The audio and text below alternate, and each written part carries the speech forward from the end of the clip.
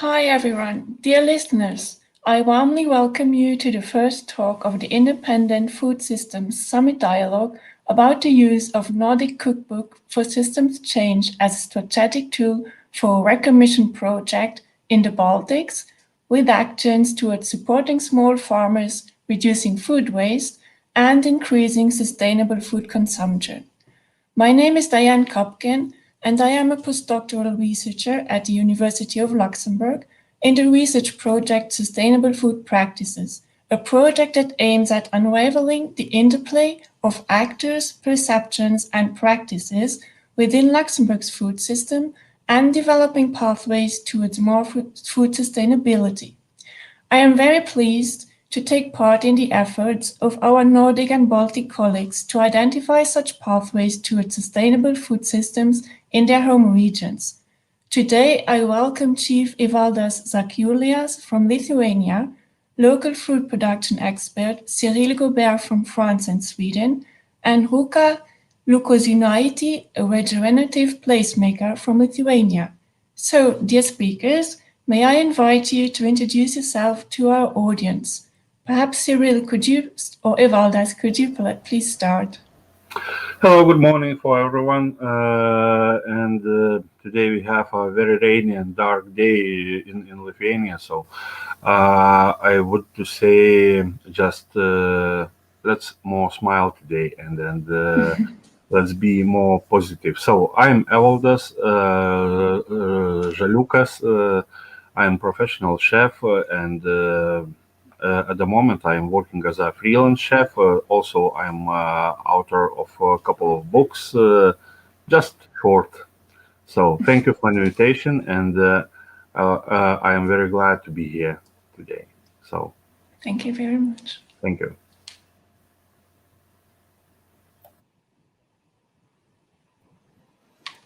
Hey Diane, hey Evaldas. My name is Cyrille Gaubert. I work at an organization called Bottildenborg in Sweden, originally from France myself. And I'm a product developer here focusing on local food production, mainly with the angle of entrepreneurship. So both on how we can enable entrepreneurs, support entrepreneurs in finding sustainable economical business models to run small-scale food companies, especially farms, but also working with local authorities here in Sweden and across Europe on how they can support the small food producers by creating good ecosystems that will enable them to succeed quicker. Okay, thank you, Cyril. Hi, Rūta. Hi. Yes, I am Rūta Lukošiūnaitė. I am a Lithuanian.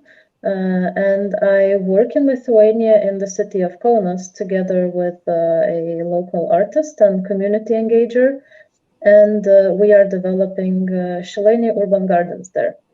I am also a regenerative placemaker and sustainability scientist, and I look forward to this conversation on REKO. Okay, so thank you very much to you all, Cyril, Evaldas, and Rūta. So I think that with our combined force of expertise, we will discuss the potential of the Nordic model called REKO as a tool for creating sustainable food systems in the Baltics. And the conceptual background, as you know, for this talk is inspired by the Nordic Cookbook for Systems Change. And in the context of the Cookbook's systemic approach, REKO is outlined as a potential puzzle piece at the level of producer-consumer relations with potential synergetic beneficiary effects of the entire local food systems. So, for example, from reduction of food waste to economic resilience for farmers, from access to healthy unprocessed foods for individual consumers, to opportunities to provision school canteens with local ingredients, from strengthened local social tissue to enhanced food literacy. REKO showed a lot of potential in the Nordic countries. But you may wonder before starting, what is REKO? What is REKO? So REKO is a model for selling and buying local food directly from producers to consumers. It was invented by a Finnish farmer in 2013.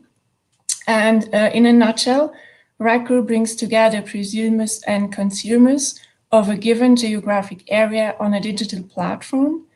Farmers advertise their products on the platform, and consumers in the area, they can look at the offer and buy the product directly online. The products are then dropped off by the farmer at a predetermined time and pickup place, and this means that there is no middleman. Producers and consumers within a specific geographic area engage in a direct exchange. And initially, the platforms were set up as Facebook groups, but of course, other platforms are possible. The idea is that it is free for both producers and consumers, and that administrative work is kept to a minimum. And since its invention, the model spread all over the Nordic countries with huge success. However, there are challenges for REKO that still need answers. Including their transposition in a different context than the initial Nordic one. And we will discuss REKO from different perspectives in order to identify action points for the successful adoption and adaptation in the Baltic countries. So the challenges we face when implementing the REKO in the Baltic countries are divided in 4 topics for today. First, we will discuss local and regional features that need to be considered for implementing REKO. Second, we will talk about challenges for farmers, then about challenges on the consumer side. And fourth, the possibility of including intermediaries or facilitators to enhance the bond between producers and consumers and to perpetuate REKO. So I will start with the first topic. As explained, REKO is an approach that was developed in the Nordic countries. However, there is no one solution fits all for complex systematic challenges. So can you think of differences between the Nordic countries and the Baltic countries that could hinder the implementation and success of REKO in the Baltics? Cyril, I will start by asking you if you could specifically elaborate on cultural barriers that may exist in the Baltics. Yes, well, actually, I'm going to look at it from a different angle because I'm not a specialist of the Baltics, and there are people here much more qualified to tell what are the cultural barriers. But what I will share is the cultural barriers I've experienced coming to Sweden, having lived in France and England before. So that kind of, I hope, will highlight what has been, I think, key in making REKO succeed here, and then maybe the others can comment from a Baltic perspective. The first one, I think, that many people mention is the high level of trust. And I think usually when people say this, they mean trust towards the state, which is very true. But it's also true amongst people. People trust each other. So they go from the baseline that you will do what you say and that you will deliver what you are doing, which is great because it means that you can start something new and people will say, okay, this, I don't need to doubt that this will happen the way this person is communicating it to me. On the other hand, of course, if you fail to meet this expectation, they are quite good at removing their trust, and then regaining it is a much longer process. So that means you have to be ready to deliver right from the beginning. But so high level of trust is the first one. The second one is the pretty high level of digitalization that exists in Sweden. They're very advanced, for example, with mobile payment. I would say it's the most common, almost more than the card, and definitely more than cash, which almost doesn't exist here. So, which is one key aspect, because at REKO people pay by mobile 1 week before they buy the food. So this is spread throughout the society, on every layer of the society, every age, and that is something that I found to be very different from just France, for example. There's a strong sustainability awareness in Sweden. Of course, Sweden, if you look at the numbers, is one of the bad students as being one of the rich countries in the world in terms of impact per person. But the awareness on sustainability and the awareness that change is needed is very high, which means that implementing new solutions can gain great momentum in Sweden. And one last one, which I think makes sense towards REKO, is that Sweden has a very planned culture as opposed to spontaneous culture. The way that was explained to me once in the middle of February was that back in the days in Sweden, if you didn't plan your food, then you would die of hunger, because the winters are long and it's cold and you won't just get food around the corner. So you need to plan. And so Swedish people have no problem planning ahead, which means that planning ahead what you will buy 1 week before buying it is not a problem. Whereas the culture I'm from in France, you more spontaneously go out and buy the food you need on the same day. So these are, I think, are 4 main cultural barriers that maybe are different between Sweden and the Baltics. And maybe one last one that I can add, a small one, I think, is that the food culture in Sweden is not as deeply rooted as in other countries, if I take France or Italy, for example, which means that it's being redefined right now. The Nordic cuisine is something that was started just a couple of decades ago, back on the table. And it means that if you come in with new things, people are willing to adapt them, and there are no strong traditions to oppose new dynamics. Okay, thank you very much, Cyril. Evaldas, local specificities in culture, economy, environment, etc. exist at micro levels also. Can you think of regions in the Baltics that you see better fit for adopting REKO than others, and why? So when you would choose a starting region in the Baltics, can you think of a region that makes most sense? Yeah. So for me, it's more difficult to comment about what's going in Latvia and Lithuania, but I think between Lithuania and Latvia, we have some similar things. So, and I think it should be start from a biggest city. For example, in Lithuania, we're talking about Vilnius, Kaunas, Klaipėda, Šiauliai, and then Panevėžys. That's the biggest city. And it should be nice to connect farmers and citizens of these cities. So, for a couple of reasons, the biggest part of population live in biggest cities, and we have higher incomes. Also, in that cities, we have more place like for farmers supermarkets, where you can take what you need. Also, the biggest number of restaurants. So in this case, it's more easy to find the target groups. In the village side, the people may be more flexible, and we have a more warm relationships between each other. For example, one of my friends, he live in a small village, so the neighbors collaborate between each other. So I think this project it's more created for big cities. That's my opinion. Okay, thank you very much. Ruta, could you think then of particular challenges in the urban setting compared to the rural setting? So Evaldas already mentioned several aspects. Could you perhaps think of some more challenges that could exist in an urban setting compared to a rural setting when implementing REKO? Yes, I agree with both speakers. There's quite a few technological and cultural challenges, I think. But as Evaldas said, I think in some places in Lithuania, I think some kind of circles already exist naturally, and they developed just from the community. If I talk more about Kaunas, in which I'm working, and we work with urban gardening. And I know that Batildenburg does a great job in Malmö, and we are far from that.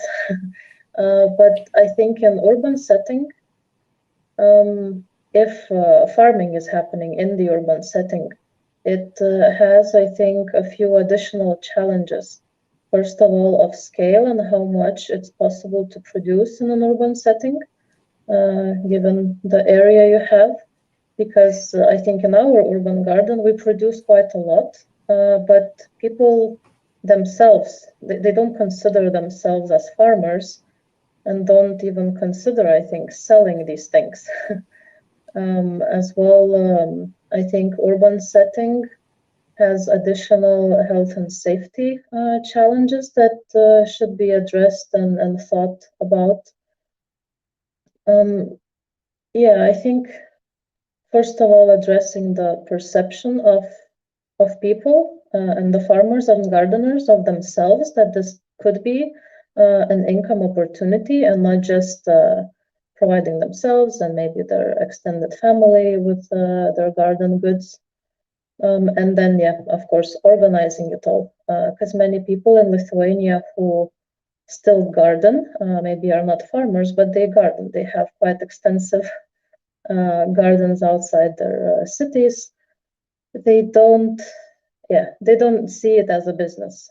They just do it. But it could be an additional income for seniors who struggle with their pensions and so on. But because people who garden are older, I think the digital literacy would be the biggest challenge. How to introduce such concept to them, how to make online platforms accessible for them, even devices they might not have in order to get on these platforms. Yeah, I think my mentioned challenges cross a bit between rural and urban, but yeah. Yeah, okay. Thank you very much for that. It's very interesting.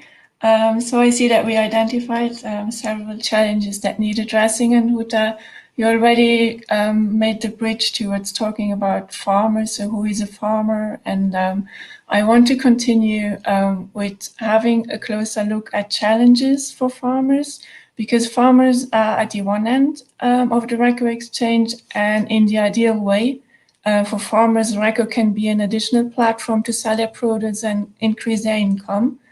Could you perhaps elaborate on the benefits you see for farmers and identify barriers or risks that may prevent farmers engage in REKO and reap these benefits?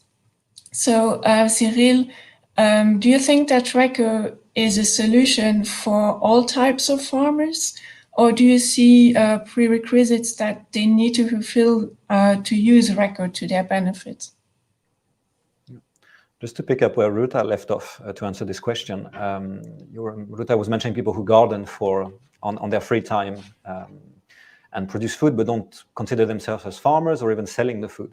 And I think here for us, it's a key topic that we address very early on in our different programs, is that a farmer is actually an entrepreneur whose main activity is to farm. And so you don't just need people to think of themselves as farmers, but as entrepreneurs, because this is when you start including the economical aspect to the idea of farming. And I think that can be a very long journey, but it also helps to narrow down the target group when you're going to figure out which group you want to start with. And I think for me, there are, of course, a few prerequisites. Ruta mentioned a few. I think the main one is, and this I'm talking from having people who are farming commercially as the starting point, is that you need people who are willing to make a change, because REKO is not a solution that will just implement itself into the existing business model of a farmer, meaning that there's new skill set to be acquired, there's new routines to be done. And if you don't have the will to change, if you want things to be like they are, then that's going to be very difficult. That being said, if you have people who are willing to make the change, then if you put your mind to something and put the right amount of time, you will learn the skills. And Ruta mentioned the main ones. I think that you have to be able to use social media, because that's part of the REKO concept. You have to be willing to engage with your customers. REKO is a very social context, which means you talk with your customers. You don't just deliver food. There is an exchange going on, and not everyone is comfortable with the idea of having this interaction, because historically maybe farmers also have been more producers rather than, again, entrepreneurs having this type of contact. And then I think it's the dedication. REKO is something that takes time to show some results. Depends what you compare it with, of course. But if you show up to REKO once every now and then, just because you have a bit more food at your farm, you will not sell very well. What we see is that it's people who are consistent in attending REKO, even if at the beginning they sell hardly anything. But after, I would say, 10 weeks of being present, then people start to know who you are, the trust starts to build, and then you start seeing results. So I think the time dedication is going to be a very important prerequisite for people to be able to put on the table. So that, I think, for me, the main wheel of change, and then social media, engagement with customers, and consistency. Okay, thank you very much, Cyril. Ruta, do you see a risk that perhaps worse off farmers will lack access to technology, as Cyril, he mentioned, access to digital platforms and digital literacy? Do you think that farmers that have less access to technology, less transport means, or less workforce are less able to engage in REKO to their benefits? Or do you see that perhaps precisely worse off farmers can benefit from engaging in REKO?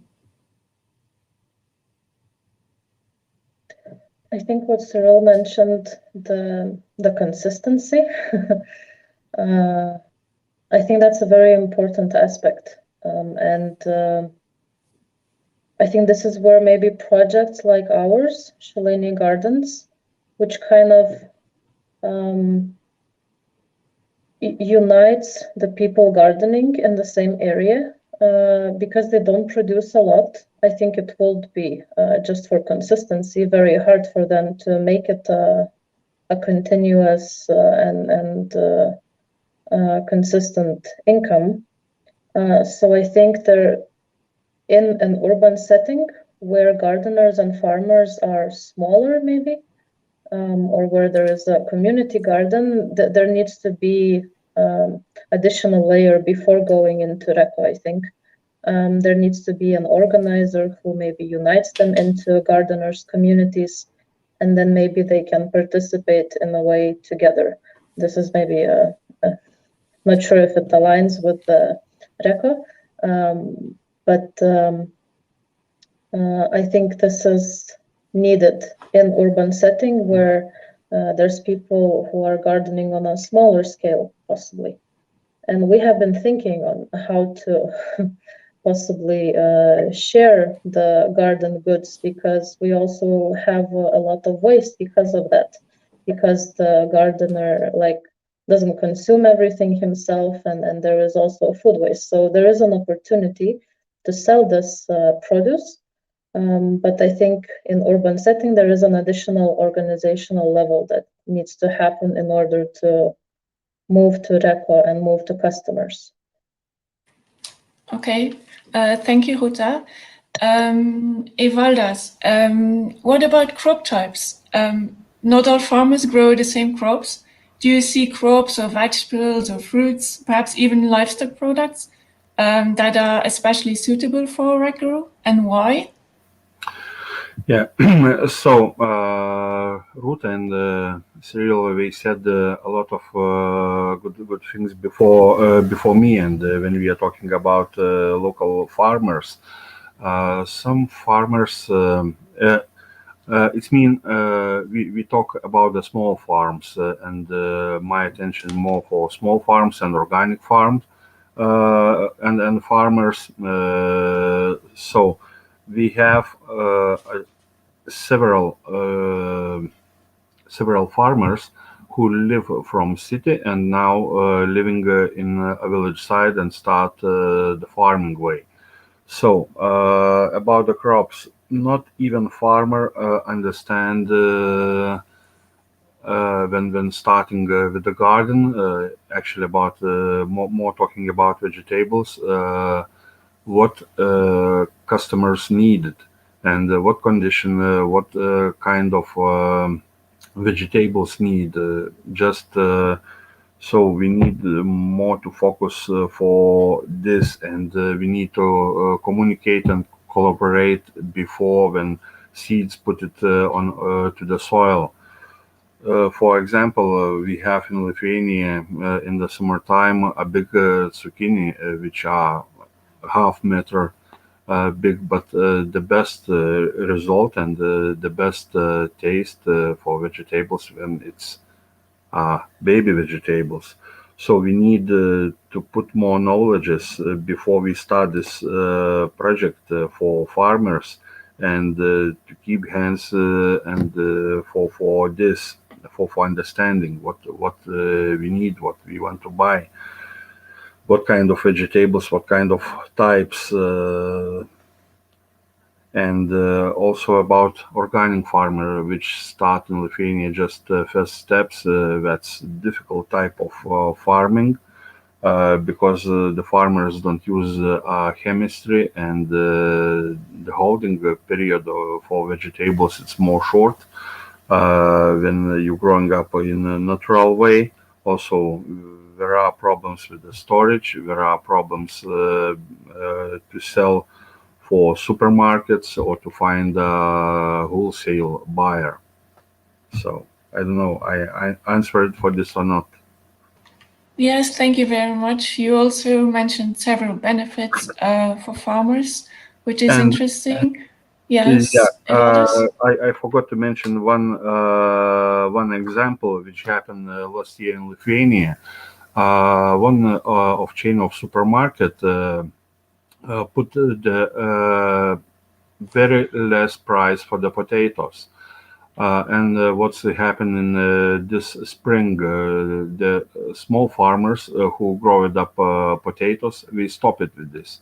And the price in the market for this season for potatoes jump up very fast. So we need to think about these things and about concurrence between small farmers and the big supermarket. So we need to find this middle and solution. So yes, thank you very much, Evaldas.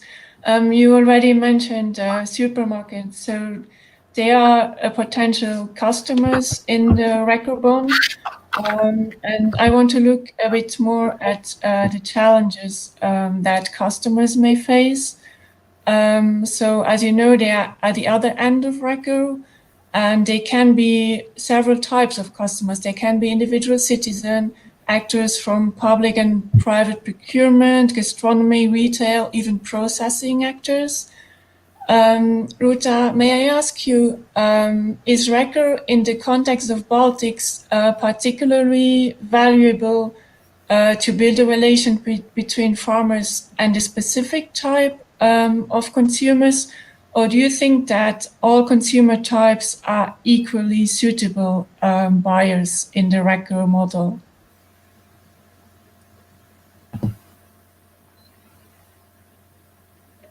I would say first thought is that they are all equally important, I think. And I think it depends maybe where your farm is and what is around, of course. I think I would see a very great collaboration between local farmers and schools and possibly public institutions and canteens. I think that would would be a quicker collaboration and maybe more visible, because in the shop, in all the shelves, the local products kind of maybe are lost in the variety of products on the shelves. So I think maybe it would be more meaningful, or it would seem more meaningful, to connect with schools and local institutions. I think local people, of course, are a great customer and one of the main customers, but competition with supermarket is a very big challenge. I'm not an economist. I have no idea how to set up a system where local producers are more competitive than global supply chains. So I'm not sure, maybe someone who knows a bit more about REKO and how it provides this economic advantage over the wholesale and local supermarkets could say a bit more. But yeah, I just think that all possibilities are important and all customers are important, especially while the system and the circles are not established yet. Okay, thank you, Ruta. Evaldas, you, from a perspective as a gastronomy actor, how can REKO help specifically for gastronomy? Yeah, actually, it's really a good project. I'm not sure about the time because the COVID did some correction. For example, for restaurant business, if you count the highest level restaurants, probably we have maybe 5% from all hospitality business. The chefs start collaborate between with the farmers to buy the meat products, also vegetables, and 1.5 years it's really stopped it. We have just I don't know, we can count on the, one hand the fingers restaurants who buy the products from farmers. So I so hope when the COVID situation will be changed, so there are some the restaurants coming back to this, but also we have some problems. It's not easy to make pre-order 1 week before when you buying vegetables, because restaurant should hold on the stock some amount of the products, and the farmers can't to supply everything what need restaurants. So it take more time and some stress for restaurant chefs to make a order.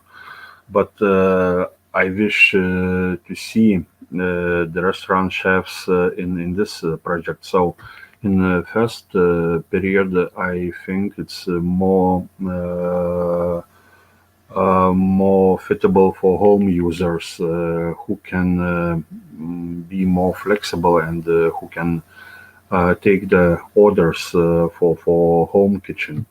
Of course, my wish to connect kindergartens and the school canteens or hospital canteens for REKO project, but I'm not optimistic in this period, because I was in a project for menu changing and then left from this because the system are not flexible. Also tried for last probably 2 years communicate directly with the kindergartens and to promise my help for menu changing. That's not easy because there is some competition for long period, for 1 year.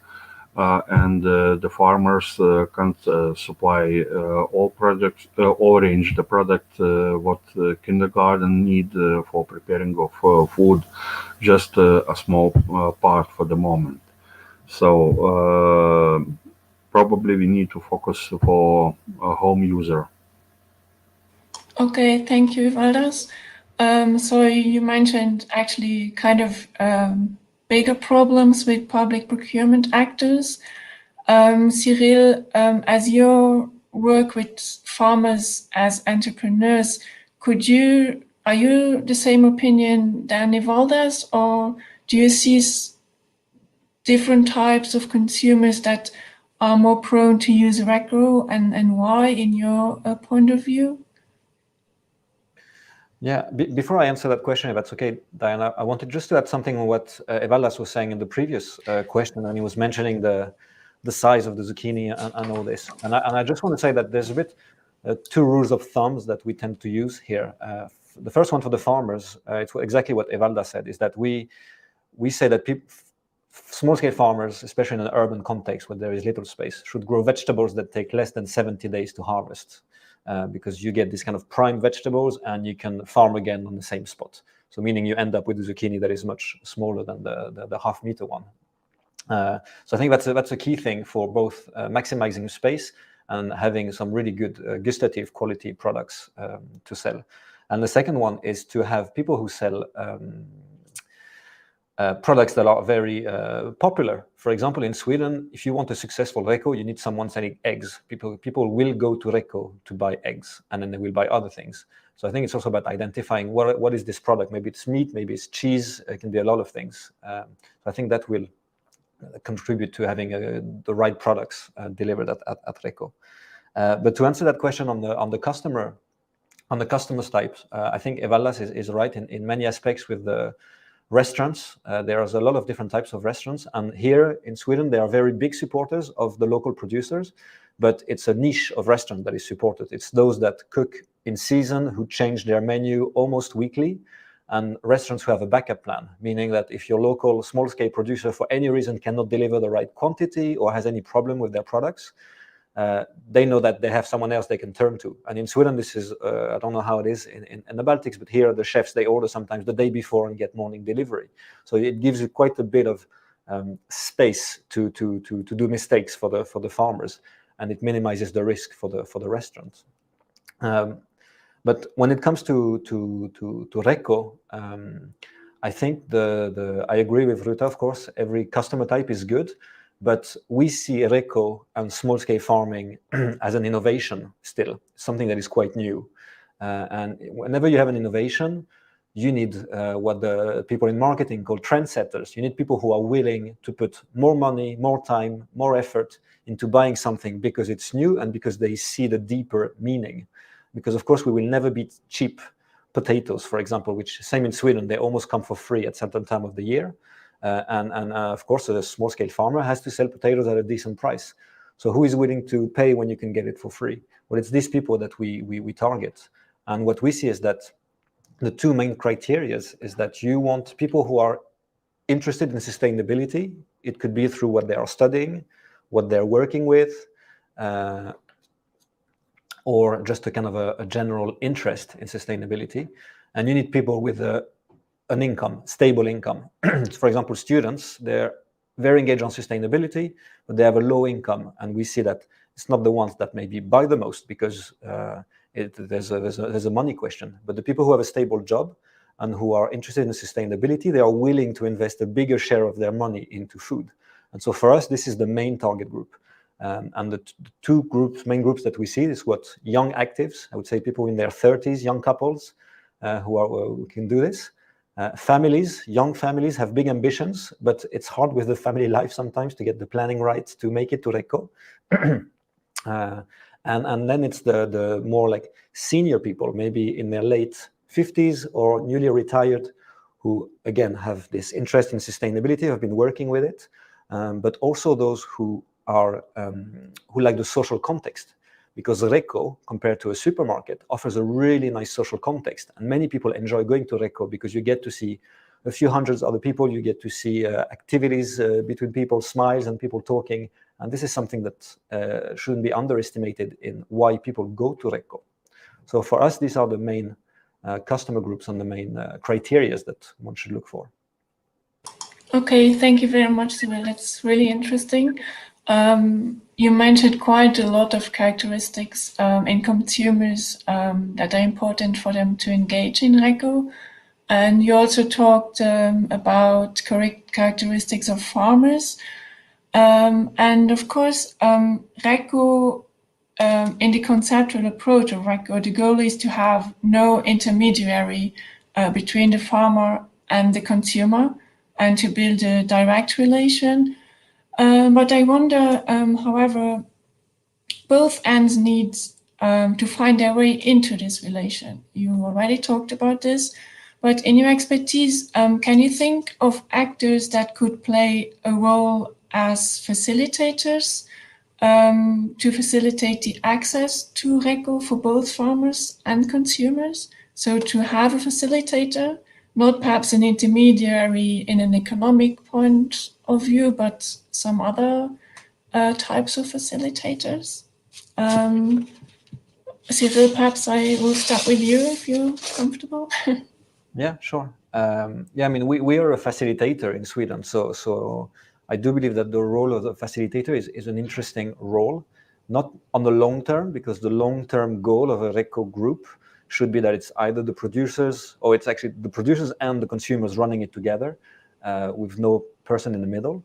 But I think one of the key roles for a facilitator is that, and what we found, we work in 9 different cities across Europe, and what we often see is that you have all the right people on site, you have all the competencies you need, but they struggle sometimes to work together for different reasons, because communication is not good, there's past experiences maybe that haven't worked out, and people struggle. And when we come in, we just set kind of a neutral framework to engage in different talks and strategies, and that kind of puts oil in the systems and get things going. So I think that's the main mission of a facilitator, is gathering the right people and facilitating this dialogue so that the dynamic builds up.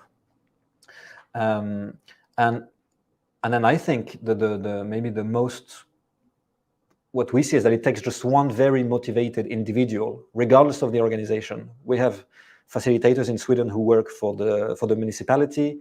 We have people working who actually live in a place where they thought here they could be a REKO, and then they made it happen.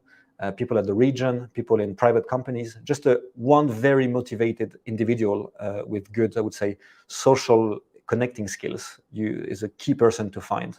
And that could be the facilitator, or it could just be the local collaborator of a facilitator. And then the second point is identifying what we call the pioneers. Who are the first 3 producers that have a high level of motivation to make this happen? Because we started REKO in Malmö, with just 4 urban farms who had just started their farm. And now you have like 50 producers and 25,000 people on the group. But at the beginning, the first 6 months, it was just a few very highly motivated producers.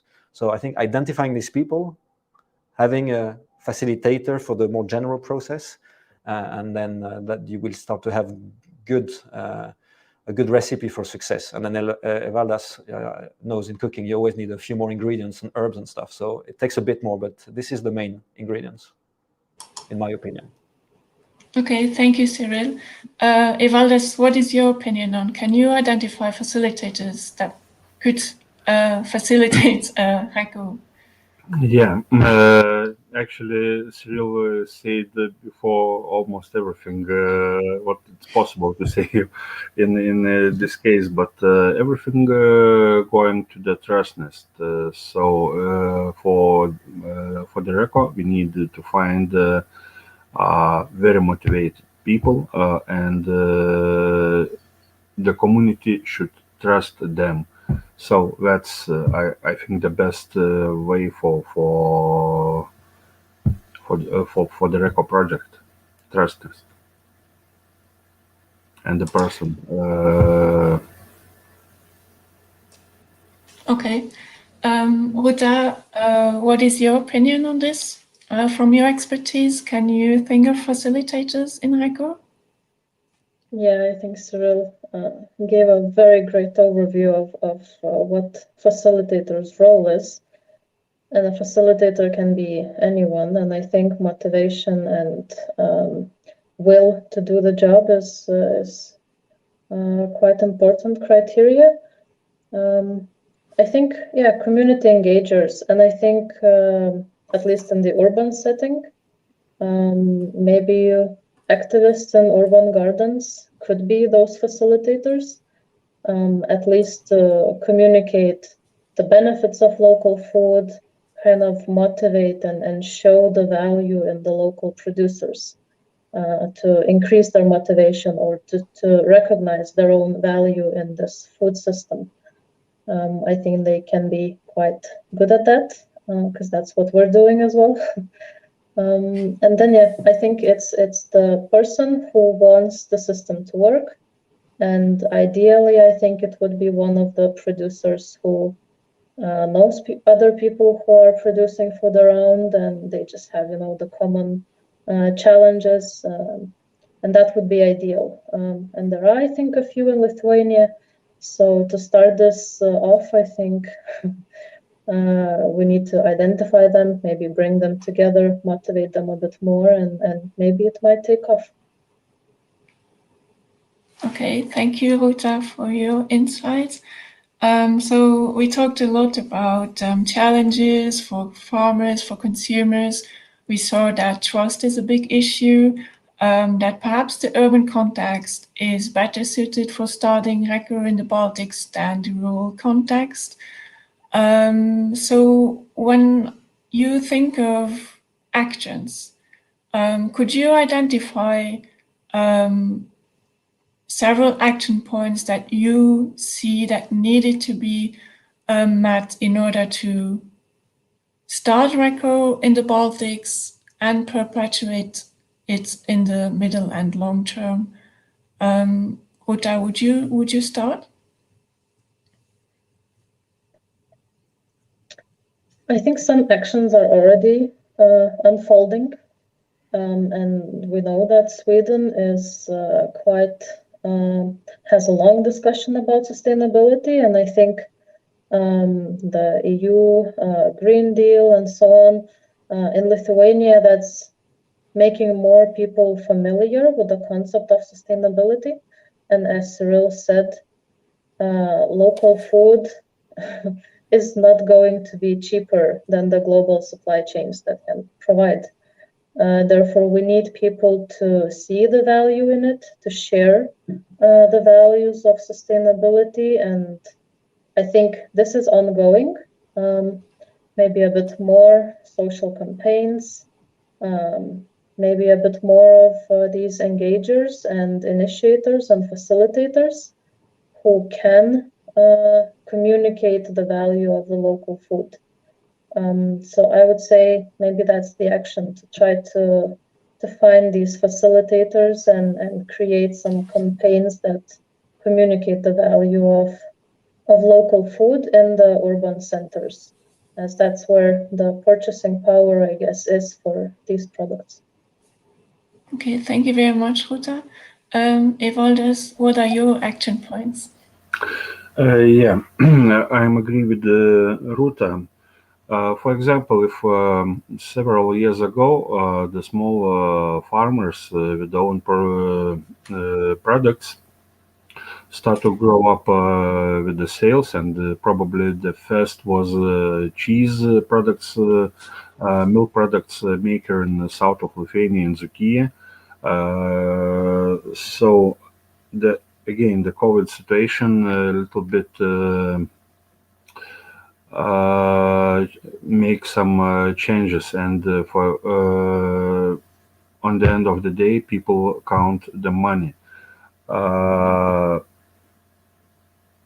Almost everyone who buying the products start to count how much money spent for the basket. So in the future, I so hope the REKO